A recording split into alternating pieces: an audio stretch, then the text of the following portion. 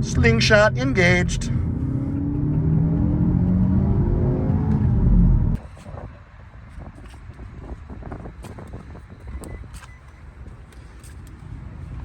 Let me call the salesman and see if Yeah, no worries. I've got to get one at the back. What's the NGS?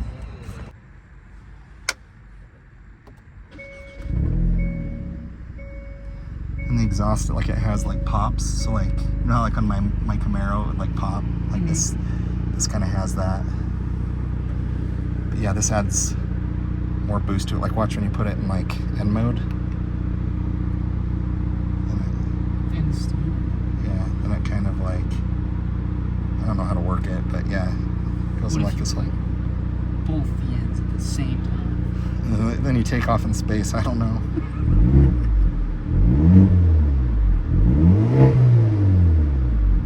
Maybe I need to put it in custom. Where's the exhaust? Exhaust down Sport Plus, yeah. There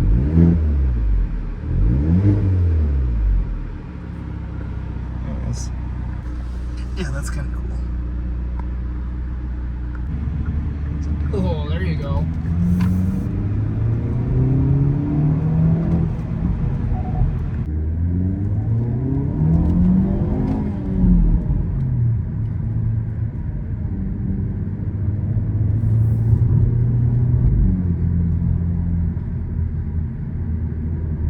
It's quiet.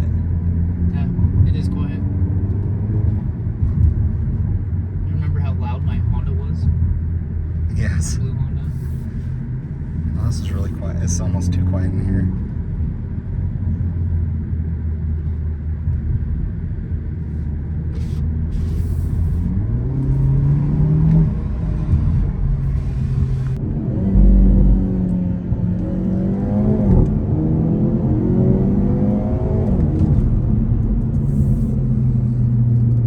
So here's what I like about it.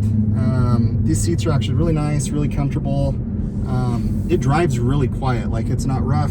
I'm in N mode, which is the more aggressive mode, and I think this is a custom mode, but overall really nice. I like the seats. I don't like that it's got kind of like a manual seating position. I don't know, it's kind of a trade-off because a car like this, you know, for 35,000, 36,000, you don't get, you know, adjustable, you know, you're manually adjusting your seat. I wish it didn't have that. I wish it'd rather have a little bit more so I could kind of do that. The exhaust is pretty sweet. That's one thing that I notice in here is just some of the pops and different stuff that you get. You get that in N mode.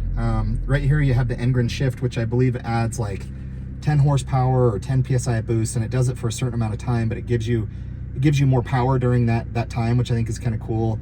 You have all this over here, and I think you can adjust this, but it's got, you know, throttle, oil temp, engine temp.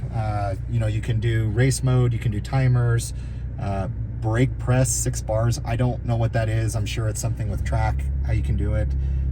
Interior wise, I like it. I like the blue stitching. I like the N lit up in the seat. I think that's pretty cool. The stitching's great. I don't really like this area of the kind of center console. I don't like that. I don't think you need that. Maybe it's, you know, kind of more track focused. Obviously piano black. Some of the finishes in here are really nice. Some of them are definitely cheap. But for 36,000, kind of hard to beat. I will say driving down the road, it's a lot quieter than I thought it would be. Like there's hardly any road noise. Like it's actually really good. The roof, it's kind of got like a different material on it, a little bit different. Those are just some of my quick first impressions. It feels punchy, it feels fast. It doesn't feel as fast as my Golf R, but obviously this is faster because it's the, you know, the 8-speed transmission. So overall I like it. I do want to try N shift. I am kind of considering maybe getting an auto in this, but after driving this, I don't know, maybe I need to get a manual in this. But sales guy's really cool. Just let me drove it. Didn't offer to get in the back, so I thought that was awesome. If you guys haven't driven one of these, I'd love your impressions on it. This is the first time I've actually sat in one and drove one. Seating position, I need to adjust it. I'm not quite where I'd like it to be, but and overall it just feels really, really smooth, really capable. Paddle shift's really nice. Here, I'll do the N shift mode. So it's got like a counter right there.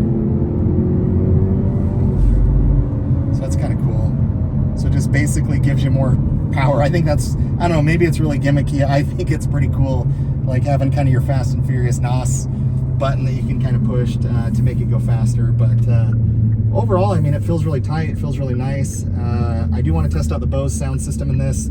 Any Bose sound system I've tested before, though, are usually always pretty good. I know some reviewers knock the Bose. I've always been a fan of the Bose and the sound that it does. But overall, paddle shifts, really responsive.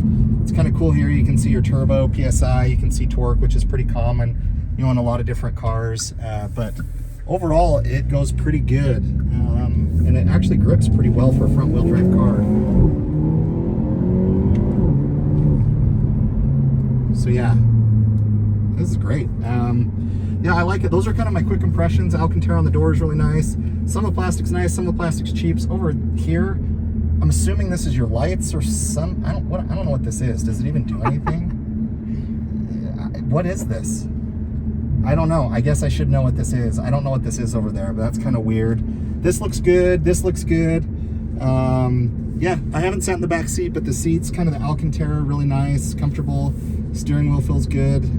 Those are kind of my quick impressions, but overall, I get why people buy this. For the price, there's nothing else that's like it. You know, in the $34,000 to $36,000 price range. I think the facelift on this car looks so much better. The front end looks better. The back end, I don't know. I kind of like the last model year back end a little bit better. This one has a little bit more of what my WRX had, which is kind of the plastic diaper, if you will. But I do love the front end look of this a lot more. You know, for the looks, for some people, it's kind of weird. They have different body lines going on the side of the car. That's for some. I wouldn't get this car in black. I really like it in red. I think it looks really good in red. And there's some different colors that you can get, but I don't know if I'd do an automatic after driving this. I think I'm too much of a manual guy. But the automatic, I get why people get it. It's fast, but at $36,000, there's really nothing else on the market that really kind of competes at this level. I mean, I guess you could argue a WRX could kind of be in that, but auto to auto, they have a Subaru Sport transmission, which is a CVT, so it's not really similar. But this car is just so capable out of the box for the money. It's really good. It's hard to beat. I get why people like this. I don't know how well these cars do. I've heard horror stories of these cars having lots of engine issues going through engines, but their warranty is supposedly really good, but it depends on if they honor it. But it is a car I'm considering. I'd love your guys' opinions. What do you guys think of these? Do you like them? For me, great driving car. You know, gives you the sporty feel, gives you the comfort. You know, can be rowdy when you want it to be rowdy, can be quiet when you want it to be quiet. But it kind of does everything really well. And I don't know, I'm intrigued by it. I think it's a good car. And for the price, it's really hard to pass up on it. It does a great job compared to other cars in the marketplace. Trying to get the NGS in there.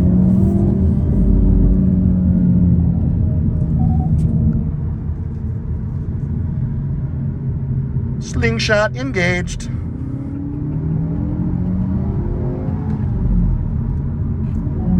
What is this for, guys? Let me know. This is a very weird texture. Like, there's a lot of things going on in this car. Like, it's a performance car, it's comfortable. It's just kind of also an upgraded Elantra standard car. I don't know, it's just got a lot of themes. I'm trying to determine like how much, you know, I dig it or not, but I get it for the price and what it is. You kind of get a luxury, not luxury. It's got a lot of different things, but it's a very capable car. Corners really well. Some of the interior stuff, I'm not overly crazy about, but I get why people like this. I think this is a really, really good, capable car for the price point. So let me know what you guys think. I'm Austin, this is Gun at 60. Catch you on the next video.